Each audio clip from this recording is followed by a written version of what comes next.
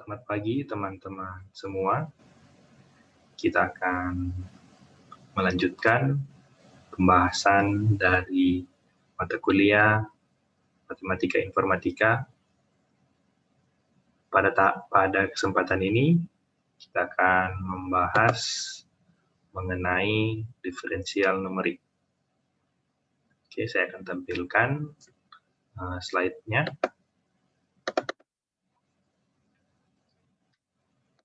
Ya, pada kesempatan ini kita akan membahas mengenai diferensial numerik.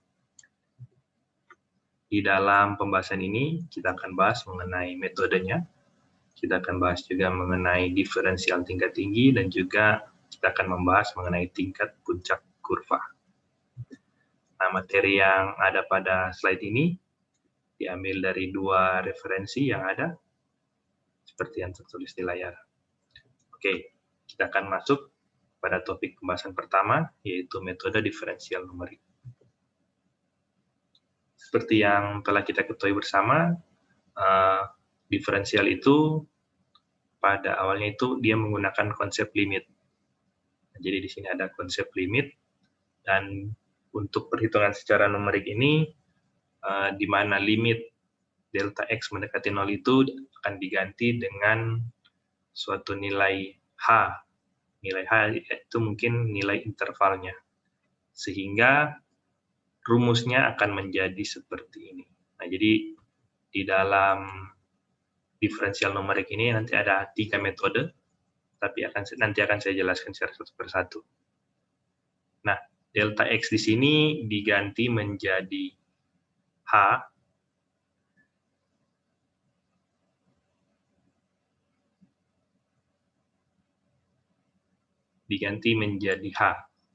Nah, sehingga kalau kita lihat di sini, kita akan melakukan operasi untuk fx plus h, lalu kita akan kurangkan dia dengan fx, lalu hasilnya kita akan bagi dia dengan h. Nah, jadi ini untuk metode ini bisa dibilang metode selisih maju, atau merupakan forward difference.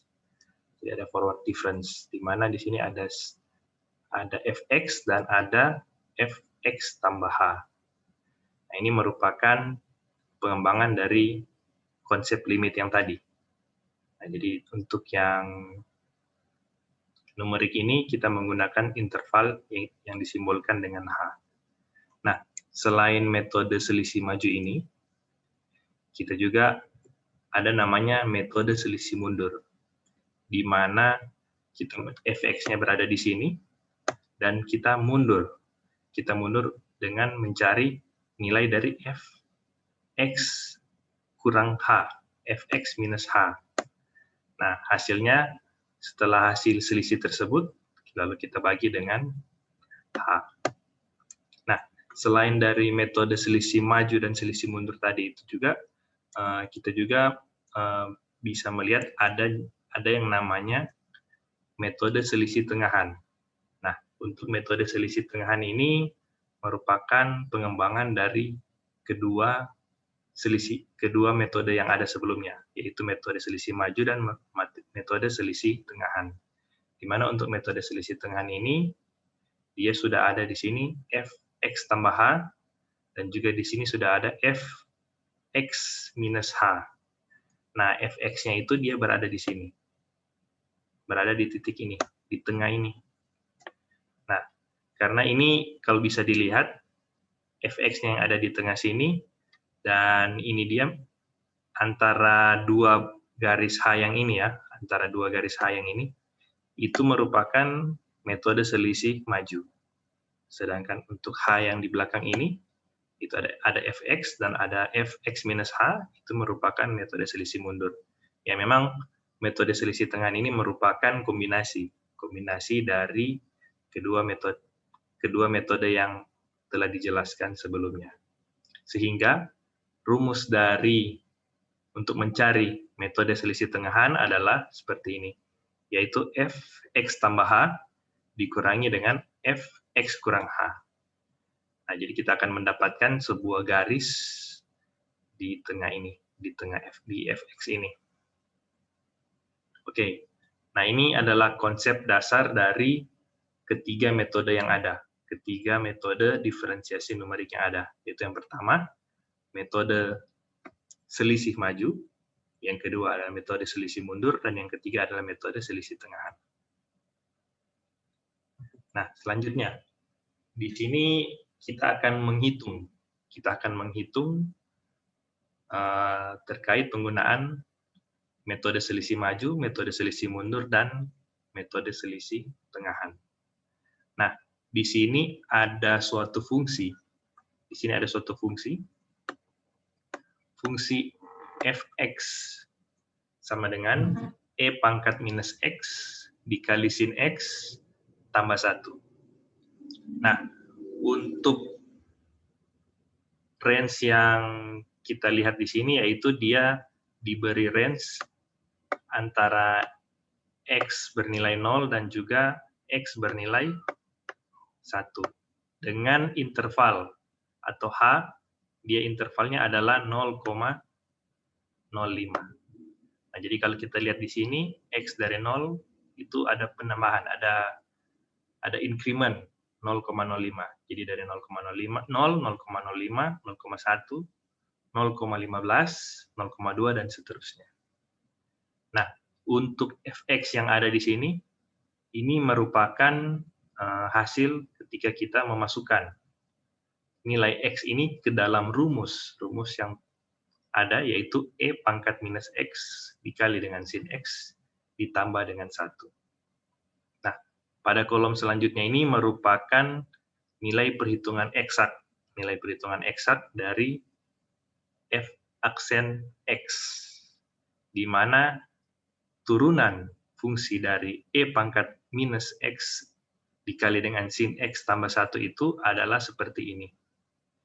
Ya, ini e pangkat min x dikali dengan cos x dikurang dengan e pangkat min x kali dengan sin x. Nah, rumus ini merupakan turunan secara langsung dari rumus fx yang tadi. Sehingga ketika kita masukkan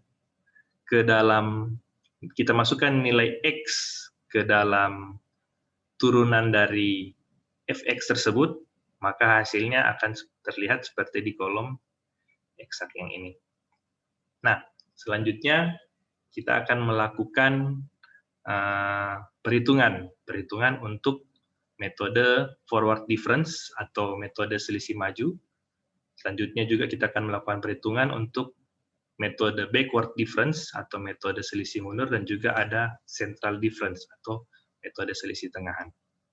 Nah, untuk di forward difference kita akan membahas di sini, kita lihat di kolom forward difference ini, di mana f aksen x-nya itu merupakan sebuah perhitungan, yaitu f x tambah h dikurangi dengan fx, lalu hasil tersebut kita bahagi dengan h. Nah, jadi kalau misalnya untuk yang kolom kedua ini ya, yang baris kedua ini, nah untuk baris kedua ini merupakan perhitungan untuk fx tambah h. Nah, untuk fx tambah h berarti yang kita ambil adalah yang ini. Ketika dia nilai x-nya itu bernilai 0,15. Terus kita kurangi dengan x yang bernilai 0,1, dan hasilnya itu kemudian kita bagi dengan 0,5. Nah, hasil dari perhitungan forward difference ini ditampilkan pada kotak ini, pada sel ini. Jadi nilainya seperti itu. Nah, terus untuk di kolom selanjutnya ini merupakan error, di mana seperti yang kita lihat di penjelasan di bawah ini, error itu merupakan metode f aksen x dikurangi dengan nilai eksak dari f aksen x. Nah, ini merupakan hasil error dari forward difference ini. Nah, sebenarnya untuk error ini sendiri sebenarnya bisa kita minimalisir. Kita minimalisir untuk error ini dengan cari nilai yang lebih kecil lagi. Nah, ini kan kalau misalnya untuk yang H itu, di sini kita gunakan 0,05, agar supaya errornya lebih kecil, maka nilai H yang kita perlukan ini harus lebih kecil lagi. misalnya 0,01 ataupun misalnya 0,001, ya, demikian. Tapi untuk yang di kasus ini kita menggunakan nilai H yaitu 0,05. Nah, selanjutnya untuk yang backward difference, saya ambil lagi contoh di baris yang kedua ini. Di baris yang kedua ini. Nah, baris yang kedua ini dia merupakan kita melihat nilai dari fx-nya. Jadi fx ketika x bernilai 0,05, kita akan kurangkan. Kita akan kurangkan itu dengan h-nya, yaitu 0,5. Jadi ketika x-nya bernilai 0,05, kita akan kurangkan dengan ketika x-nya bernilai 1. Lalu hasilnya kita bahagi dengan h-nya. Nah, itu akan muncul nilai seperti yang ada di baris 2 ini. Nah, kalau kita lihat juga untuk error yang ada di sini, error ini merupakan pengurangan dari metode backward difference dikurangi dengan nilai eksak yang ada. Nah, sedangkan untuk yang central difference ini, central difference atau metode selisih tengahan, nah untuk yang nilai ini, dia ini merupakan nilai ketika fx tambah h dikurangi dengan fx kurang h dibagi dengan 2. Jadi, di sini kita akan melihat ketika x itu bernilai 0,1 dan hasilnya kita kurangkan dengan x pada saat dia posisi di x sama dengan 0. Nah, jadi untuk itu yang nilai yang ini 1,09 ini kita akan kurangkan dengan 1, lalu kemudian hasilnya kita akan bahagi dengan 2H. Kita akan bagi dengan 2H. Nah, jadi hasilnya akan seperti itu.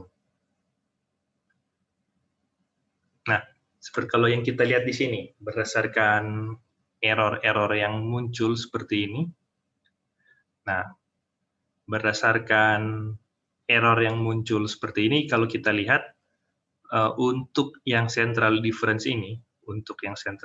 ini, dia nilai errornya itu lebih kecil. Dia itu lebih kecil dari nilai si forward difference dan juga si backward difference. Oleh sebab itu, untuk perhitungan metode numerik yang kebanyak digunakan itu lebih banyak menggunakan metode central difference ini. Ini dikarenakan karena nilai error yang dihasilkan oleh metode ini dia lebih kecil. Karena metode central difference ini dia merupakan pengembangan dari forward difference dan backward difference. Nah, ini kalau misalnya kita lihat rata-rata ya, untuk tabel ini ya, jadi untuk tabel ini kita bisa lihat rata-rata error dari si forward difference adalah seperti ini.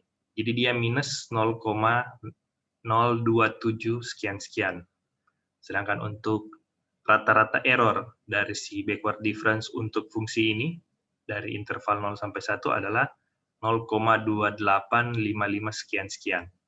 Nah, kalau kita lihat, untuk yang central difference ini dia lebih kecil ya. Dia 0,00066 sekian-sekian. Nah, memang jadi untuk yang sekali lagi, metode yang paling sering digunakan untuk diferensiasi numerik adalah si central difference ini. Di mana rumusnya adalah f aksen x sama dengan fx tambah h dikurangi dengan fx kurang h dibahagi dengan 2h. Nah, jadi untuk kesimpulan diferensiasi numerik ini kebanyakan menggunakan central difference. Nah, sekian untuk yang topik pertama. Kita akan masuk ke dalam topik yang kedua, yaitu diferensial tingkat tinggi. Nah, untuk diferensial tingkat tinggi ini sebelumnya kita harus memahami juga konsep dari diferensial. Nah, konsep dari diferensial ini yang pertama itu ada namanya diferensial tingkat 2. Diferensial tingkat 2, kalau kita lihat di sini, aksennya di sini sudah ada 2. Jadi F double aksen, X itu sama dengan F aksen X.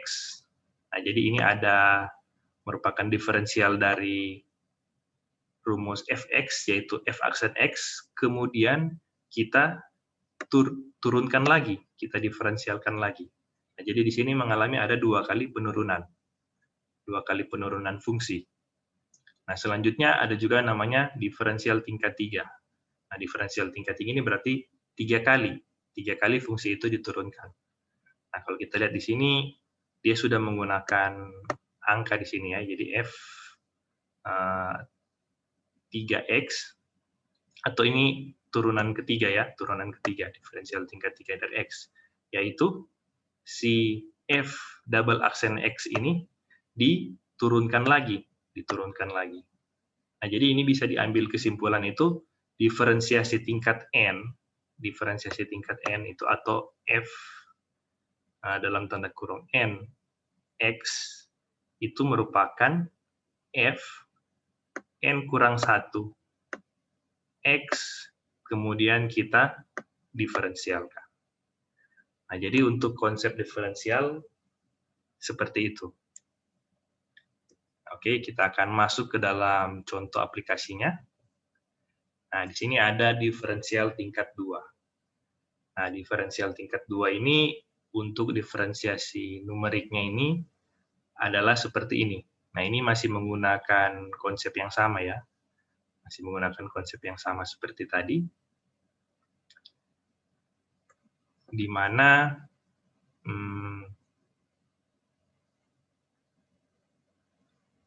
hasilnya adalah f x kurang h dikurangi dengan 2 fx ditambah f x tambah h per h pangkat 2. Nah, ini adalah rumus untuk diferensiasi numerik. Diferensiasi numerik f double aksen x. Nah, kita akan lihat ke dalam contoh tabel. Di sebelah. Nah, ini masih menggunakan fungsi yang sama seperti tadi, yaitu fx sama dengan e pangkat minus x dikali sin x ditambah 1. Nah,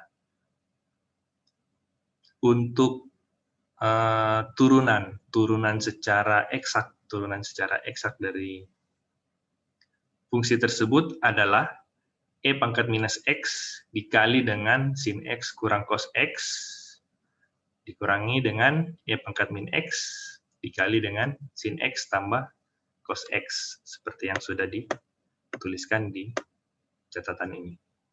Nah, jadi ketika kita memasukkan nilai x ke dalam fungsi fx adalah seperti ini, seperti yang kita lihat pada kolom kedua ini, dan kolom ketiga ini merupakan nilai f double aksen x yang diturunkan secara eksak ya, bukan pakai metode numerik, tapi pakai hitung-hitungan secara kalkulus.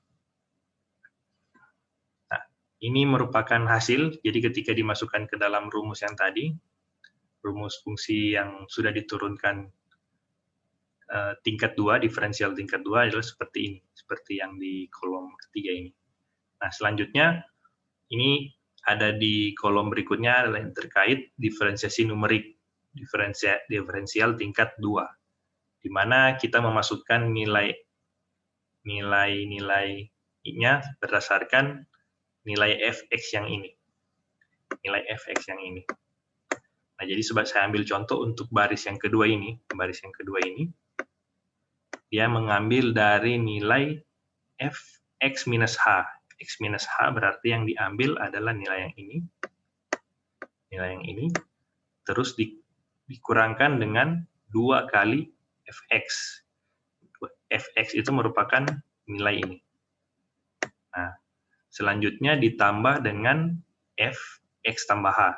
X tambah h itu merupakan nilai yang ini. Nah, setelah didapat hasilnya, kemudian itu dibagi dengan h pangkat 2. H pangkat 2 sesuai rumus yang ada di sini. Maka hasilnya adalah seperti ini. Nah, kalau kita lihat di sini, untuk diferensiasi tingkat 2 ini, errornya bisa dibilang cukup kecil ini ya. Karena ini 0,000 sekian.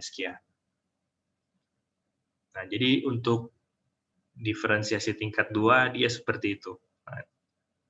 Nah, untuk yang topik mengenai diferensial tingkat tinggi seperti itu, kita akan masuk ke dalam topik selanjutnya, yaitu bagaimana kita menentukan titik puncak kurva. Nah, untuk memahami ini, sebelumnya ada konsep mengenai diferensial, yaitu yang pertama, suatu titik A pada kurva Y sama dengan fx dinamakan titik puncak bila dan hanya bila f aksen x sama dengan 0. Nah, jadi kalau dia ada nilai fx sama dengan 0, maka dia itu akan mencapai titik puncak. Dan juga untuk yang kedua, sebuah titik puncak A dikatakan titik maksimum pada kurva Y sama dengan fx bila f double aksen A itu kurang dari 0, dan selanjutnya sebuah titik puncak A dikatakan titik minimum bila kurva Y sama dengan fx bila f double aksen A itu lebih dari 0. Nah, kita akan masuk ke dalam sebuah contoh soal. Nah, soalnya ada pada bagian kiri atas, yaitu di sini ada fungsi Y sama dengan X pangkat 3 dikurangi dengan 2X pangkat 2 dikurangi X dengan range pada titik minus 1 hingga 1. Nah, ini kalau misalnya kita gambarkan ke dalam kurva, nah kurvanya akan seperti ini, seperti yang ada di gambar paling kiri yang tengah. Nah, jadi kurvanya seperti itu. Nah, kalaupun kita mau melihatnya secara lebih detail, kita kayak zoom in, nah itu ada seperti di gambar di bawahnya. Jadi gambar di bawahnya ini. Kalau kita melihat, dia ini titik puncaknya itu, kita kan hanya mengambil dari range minus 1 sampai 1. Jadi untuk yang akan kita lihat, yaitu yang garis ini, sampai di sini. Nah, sampai di sini. Nah, kalau kita lihat, dari grafik ini tersebut, titik puncaknya itu berada mungkin di sekitar 0,25 atau 0, ya di sekitar situlah kalau kita lihat dari sini ya. Karena di titik ini kan merupakan titik minus 0,5 ya. Jadi antara 0,5 dengan 0 itu titik puncaknya ada di sini. Nah, tapi kalau misalnya kita mau melihat secara diferensial numerik, itu ada pada tabel yang di sebelah kiri dan tengah itu. Nah, itu kalau untuk kita melihat titik puncaknya itu kita lihat di kolom F aksen X. Di kolom F aksen X ini. Nah, sebelumnya untuk informasi, untuk H yang digunakan untuk perhitungan ini masih menggunakan 0,05. Nah, kalau kita lihat di sini, nah ini yang tabel yang ini merupakan lanjutan ya, lanjutan dari tabel di sebelahnya, karena tabel ini agak panjang. Nah, kalau kita lihat di sini, ini nilai F aksen X itu kalau kita lihat di atas ini masih bernilai positif ya ini. Dia turun ke bawah positif dan sudah makin kecil. Nah, kalau kita lihat di sini ada perubahan nilai ya, di antara minus 0,25 dan minus 0,20. Minus 0,25 ini kan nilainya masih positif ya, nilai dari F aksen X. Sedangkan di minus 0,20 itu sudah ada perubahan, jadi nilai negatif ya. Jadi kemungkinan ini titik puncak dari kurva ini tersebut berada di antara ini. Nah, jadi kalaupun misalnya kita mau kecilkan nilai H-nya ini mungkin akan kita bisa dapat secara presisi ya, di titik berapa nilai puncak tersebut. Tapi kalau kita melihat secara ini, kita sudah bisa melihat bahwa titik puncaknya itu terjadi di antara minus 0,25 dan juga minus 0,20. Nah, selanjutnya ada juga di sini yang kita cari, yaitu terkait F double aksen X. Nah, untuk F double aksen X ini, kita akan melihat kurva tersebut apakah dia kurva maksimum atau kurva minimum. Nah, ini kan kalau kita lihat kurva ini ya, kurva ini. Nah, dia kalau kita mau lihat di sini, dia ini ada perubahan nilai ya, perubahan nilai dari negatif menjadi positif di antara di range yang ini, yang ada warna ini. Nah, ada perubahan situ ya, yaitu di antara range 0,65 dan range 0,7. Nah, kalau misalnya ini 0,65, 0,5, nah berarti kemungkinan 0,65 ada di sekitar sini, di titik sini. Nah, kalau kita lihat, memang di titik tersebut sepertinya ada ini ya. Jadi ini kan dia kan kurvanya ini kan ke atas, melengkung ke atas ini ya. Nah, dia ada perubahan di titik ini ketika dia akan mau melengkung ke bawah ini tersebut. Nah, jadi untuk yang F aksen X ini kita bisa gunakan itu untuk menentukan titik puncak kurva. Sedangkan untuk yang F double aksen X ini, kita bisa melihat perubahan arah ya, perubahan arah ini. Di mana yang satu melengkung ke atas, lalu sebenarnya ada perubahan arah untuk dia melengkung ke bawah. Nah, sekian penjelasan mengenai diferensial numerik kali ini. Kita akan lanjutkan materi berikut pada video selanjutnya. Terima kasih.